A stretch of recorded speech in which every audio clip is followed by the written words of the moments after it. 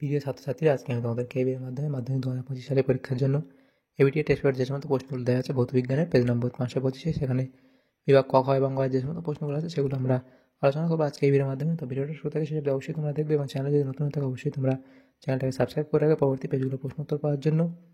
এবং আগের যে পেজগুলো ছিল সেগুলোর প্রশ্নোত্তর আমরা আলোচনা করে দিয়েছি, তোমরা প্লেলিস্ট থেকে সেই প্রশ্নোত্তরগুলো পেয়ে যাবে। অবশ্যই তোমরা সেই প্রশ্নোত্তরগুলো দেখে নিও এবং এই যে প্রশ্নোত্তরের পিডিএফ তোমরা পরবর্তীতে আমাদের টেলিগ্রাম চ্যানেল থেকে পেয়ে যাবে। অবশ্যই তোমরা টেলিগ্রাম চ্যানেলে যুক্ত হয়ে যাবে, ডিসক্রিপশনে টেলিগ্রামের লিঙ্ক দেওয়া হয়েছে।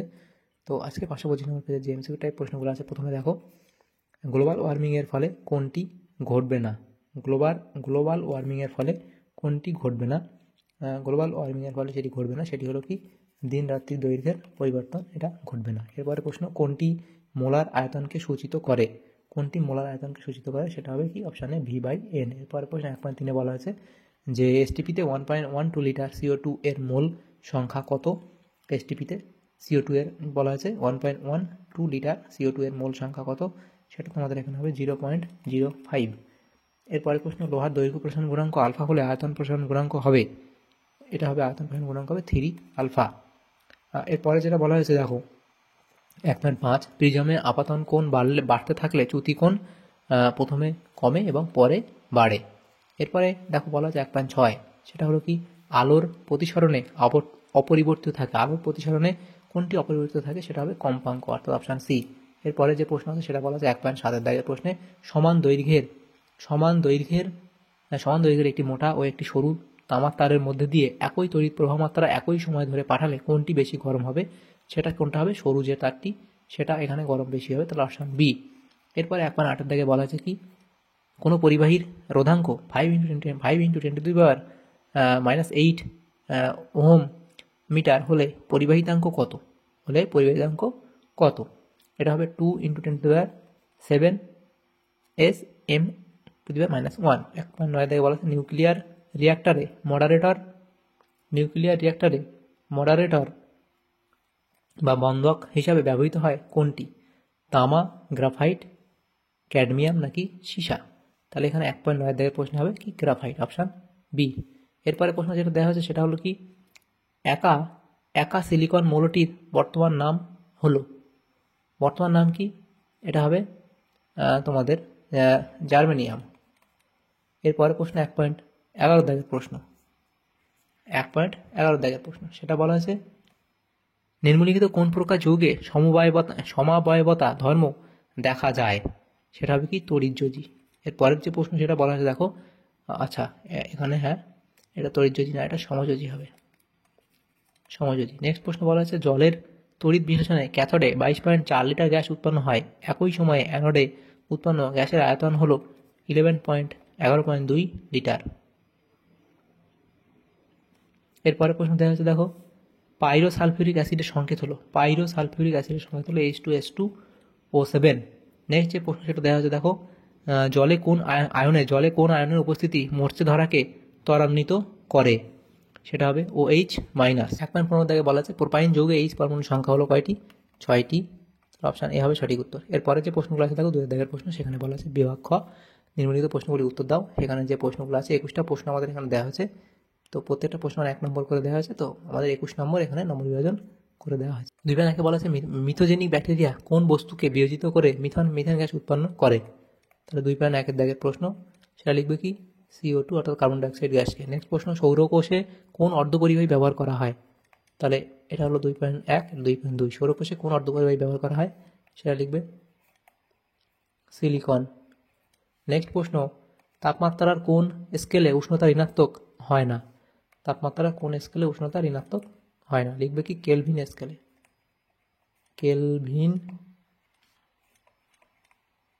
স্কেলে। নেক্সট প্রশ্ন 2.4, চার্লসের সূত্র অনুসারে ভি বনাম টি লেখচিত্রের প্রকৃতি কি? এখানে লিখে দিই তোমাদের যে মূল বিন্দুগামী সরলরেখা।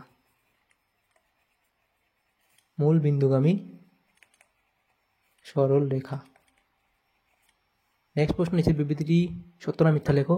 0 ডিগ্রি থেকে 4 ডিগ্রি সেন্টিগ্রেড পর্যন্ত জলের আয়তন প্রসারণ গুণাঙ্কের মান ধনাত্মক, এটা ঠিক না ভুল? তাহলে এটা আমাদের কি বলা হয়েছে, মিথ্যা বলা হয়েছে। নেক্সট প্রশ্ন কত দিয়েছিল, লোহা ইনভার তামার মধ্যে সবচেয়ে কম দৈর্ঘ্য প্রসারণ গুণাঙ্ক কোনটির? সেটা হবে কি ইনভারের। নেক্সট প্রশ্ন, উত্তর লেন্সে কোথায় বস্তু রাখলে বিবর্ধন হবে? উত্তর লেন্সে কোথায় বস্তু রাখলে বিবর্ধন হবে? তাহলে 2.6 দাগেরটা লিখে দিই, ফোকাস ও অপসারী বিন্দুর মধ্যে। ফোকাস ও অপসারী বিন্দুর মধ্যে। নেক্সট প্রশ্ন, 1 বিওটি এর মান কত জুলের সমান? 1 বিওটি এর মান কত জুলের সমান? লিখবে 3.6 ইন্টু 10⁶ জুলের সমান। নেক্সট প্রশ্ন অথবা দিয়েছিল 1 কুলম্ব কত স্ট্যাট কুলম্বের সমান? তাহলে 2.7 অথবা দিয়েছিল, সেটা লিখবে কি 3 ইন্টু 10⁹ ESU। 2.8 দাগের প্রশ্নে বলা আছে একটি তড়িৎ কোষের EMF 1.5 ভোল্ট বলতে কি বোঝায়?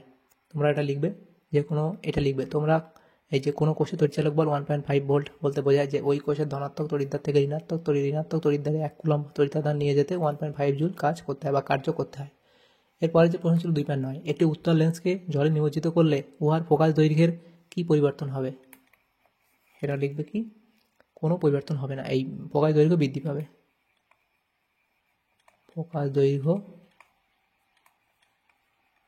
বৃদ্ধি পাবে। নেক্সট প্রশ্ন যেটা দেখা হচ্ছে দেখো, সেটা হচ্ছে অথবা দিয়েছিল এখানে দুটি মাধ্যমে প্রতিসরাঙ্ক 1.72 এবং 1.83 হলে কোন মাধ্যমে আলোর বেগ বেশি হবে? তাহলে আলোর বেগ বেশি হবে কোনটার মাধ্যমে? যেটার প্রতিসরাঙ্ক 1.72, এটাতে আলোর বেগ বেশি হবে। ঠিক আছে, এটাতে আলোর বেগ বেশি হবে, এরপরের প্রশ্ন দেওয়া আছে দেখো, শূন্যস্থান পূরণ করো। একটি আলফা কণার আধান হাইড্রোজেন আয়নের আধানের ড্যাশ গুণ, তাহলে কি 2 গুণ অর্থাৎ দ্বিগুণ। অথবা দিয়ে প্রশ্ন ছিল LU 1U পরিমাণ ভরের তুল্য শক্তির মান কত? তাহলে লিখবে কি 931 MeV। এরপরে যে প্রশ্নগুলো আছে দেখো সেখানে কি বলা হয়েছে। এরপরের প্রশ্ন হচ্ছে আমাদের বাম দিকের সঙ্গে ডান দিক মেলাতে দেওয়া হয়েছে। প্রথম প্রশ্ন, ফ্লোরিন কী হবে? তড়িৎ ঋণাত্মক মৌল। অ্যালুমিনিয়াম, এটা আমাদের হবে তোমাদের গিবসাইট। আর সিরিয়াম হচ্ছে কি ল্যান্থানাইটস, এবং পারদ হচ্ছে কি অ্যামালগাম। এভাবে আমরা মিলিয়ে নেব বাম স্তম্ভ ডান স্তম্ভ। এরপরে যেটা আছে দেখো 2.12, একটি ত্রিবন্ধনযুক্ত মৌলিক অণুর উদাহরণ দাও। একটি ত্রিবন্ধনযুক্ত মৌলিক অণুর উদাহরণ তোমরা দিবে, এখানে লিখবে নাইট্রোজেন।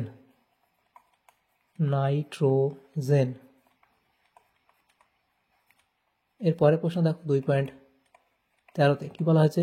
তড়িৎ বিশ্লেষণের সময় কোন তড়িৎ ব্যবহার করা অত্যাবশ্যক? সেটা লিখবে সমপ্রবাহ বা ডিসি, সমপ্রবাহ অর্থাৎ ডিসি। নেক্সট প্রশ্ন 2.14তে কি বলা আছে? সুপার হ্যালোজেন কাকে বলে? সুপার হ্যালোজেন কাকে বলে? তোমরা লিখবে কি সুপার হ্যালোজেন বলে ফ্লোরিনকে সুপার হ্যালোজেন বলে। নেক্সট যে প্রশ্ন আছে অথবা দিয়ে, দীর্ঘ পর্যায় সারণীতে চ্যালকোজেন মৌলগুলি কোন শ্রেণীতে অবস্থিত? লিখবে মিথাইল অ্যালকোহল 16 নম্বর শ্রেণীতে। নেক্সট প্রশ্ন, কপার সালফেটের জলীয় দ্রবণে H2S গ্যাস চালনা করলে যে পদক্ষেপ পড়ে তার সংকেত লেখো। তার সংকেত কি? CuS, এটা হয় কালো বর্ণের। নেক্সট প্রশ্ন 2.16তে, ইনভারের উপাদানগুলি কি কি? লিখবে কি নিকেল ও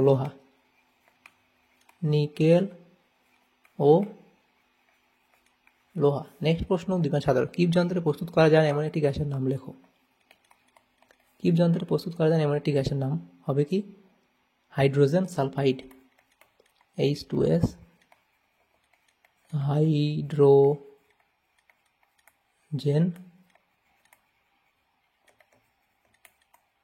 সালফাইড। নেক্সট প্রশ্ন 2.18, ইথানলকে পানের অযোগ্য করার জন্য এর সঙ্গে কি মেশানো হয়? ইথানলকে পানের অযোগ্য করার জন্য এর সঙ্গে কি মেশানো হয়? লিখবে মিথাইল মিথাইল অ্যালকোহল ন্যাপথা আর কি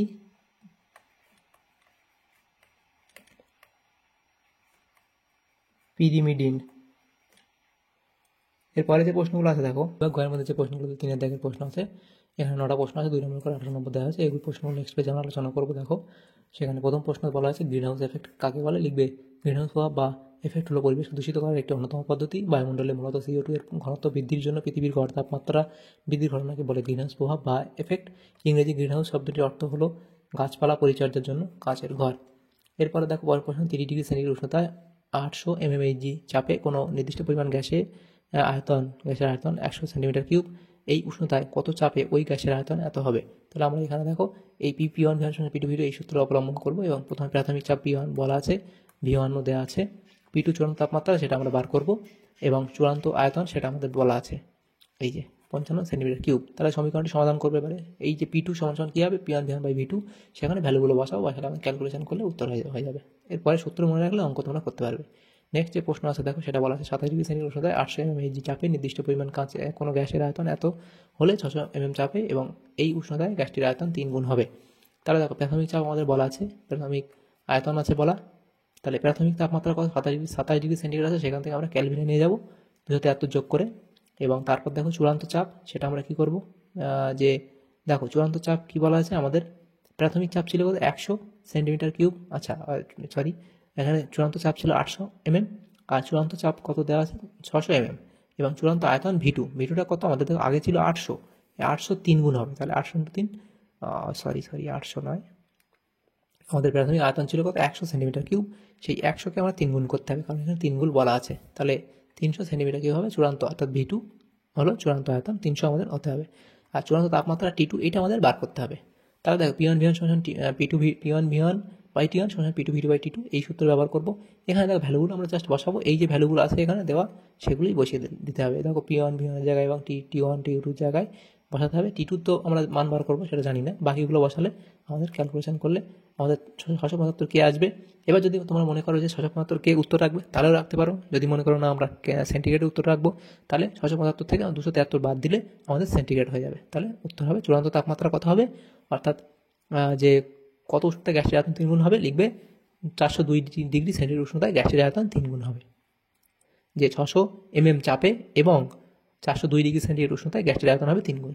নেক্সট যে প্রশ্ন আছে দেখো সেখানে বলা আছে ডিসি অপেক্ষা এসি ব্যবহারের দুটি সুবিধা দেখো। তো এখানে দুটো ব্যবহার আছে, এই 3টে, তাহলে 4টে ব্যবহার এখানে দেওয়া আছে, তোমরা এখান থেকে লিখে নিও। এখানে নাম্বারিংটা ভুল হয়েছে, 1 2 এটা 3 হবে, 4 হবে, তাই এই 4টে দেওয়া আছে, এর মধ্যে যে কোনো দুটো লিখবে। নেক্সট প্রশ্ন দেখাও যে বায়ু ছাড়া অপর কোনো মাধ্যমের পরম প্রতিসংখ্য 1 অপেক্ষা বেশি, এখানে করে দেওয়া হয়েছে, তোমরা লিখে নেবে। তাহলে দিয়ে প্রশ্ন আছে দেখো উত্তর লেন্সের আলোক কেন্দ্র কাকে বলে, লিখবে অবধি। নেক্সট প্রশ্ন NaCl কঠিন NaCl তড়িৎ পরিবহন করে না কেন, লিখবে। তারপর লাইকার অ্যামোনিয়ার বোতল খোলার সময় বোতলকে ঠান্ডা করে নিতে হয় কেন, সেটা অবধি তোমরা লিখবে। এরপরে দেখো উদাহরণসহ খনিজ ও আকরিকের মধ্যে পার্থক্য লেখো। দেখো এদিকে লিখবে খনিজ, এদিকে লিখবে আকরিক, খনিজ সম্পর্কে লিখবে এবং এদিকে আকরিকের এখানে লিখবে যে, এরপরে দেখো সকল খনিজ আকরিক নয় কিন্তু সকল আকরিক খনিজ, দুটো পার্থক্য লিখে দেবে, তাহলে হয়ে যাবে। নেক্সট প্রশ্ন যেটা দেওয়া হচ্ছে দেখো 3.8 থার্মিট পদ্ধতিতে বিজারক হিসেবে কী ব্যবহার করা হয়, থার্মিট পদ্ধতিতে বিজারক হিসেবে অ্যালুমিনিয়াম ব্যবহার করা হয়। নেক্সট প্রশ্ন 10 একটি আকরিকের নাম ও সংকেত লেখো। তো 10 আকরিকের নাম যে জিঙ্ক ব্লেন্ড লিখতে পারো এবং ZNS লিখতে পারো, বা যে কোনো এই 3টে দেওয়া আছে একটা লিখলেই হবে। নেক্সট প্রশ্ন দেওয়া আছে নাম এবং সংকেত দুটোই লিখতে হবে। নেক্সট প্রশ্ন দেওয়া আছে অ্যাসিটিলিনের সাথে হাইড্রোজেনের বিক্রিয়া কী হয় লেখো, এটা তোমরা লিখে দেবে। নেক্সট প্রশ্ন অতদিকে ছিল IUPAC নাম লেখো। আচ্ছা এই যেটা লেখা আছে IUPAC নামটা দেখো, এখানে হচ্ছে HCHO এবং CH3 তো এখানে একটু স্পেলিং মিস্টেক হয়েছে মনে হয়, এটা CH3, এটা G বা কিছু ছিল না। তো এটা হচ্ছে যে হচ্ছে কি মিথানল HCHO মিথানল, এবং এটা হচ্ছে প্রোপান টু অল। তাহলে আমাদের এইগুলোই ছিল এই যে পেজ, এখানে আমাদের 525 নম্বর পেজে এই সমস্ত প্রশ্নগুলি ছিল আমাদের ভৌতবিজ্ঞানের। তোমাদের যদি সামান্যতম উপকার এসে থাকে ভিডিওটা অবশ্যই লাইক করবে আর বেশি বেশি করে বন্ধুদের সাথে শেয়ার করবে। পরবর্তী পেজগুলো প্রশ্ন উত্তর পাওয়ার জন্য অবশ্যই আমাদের চ্যানেলটাকে সাবস্ক্রাইব করে রাখবে। Thank you, thanks for watching.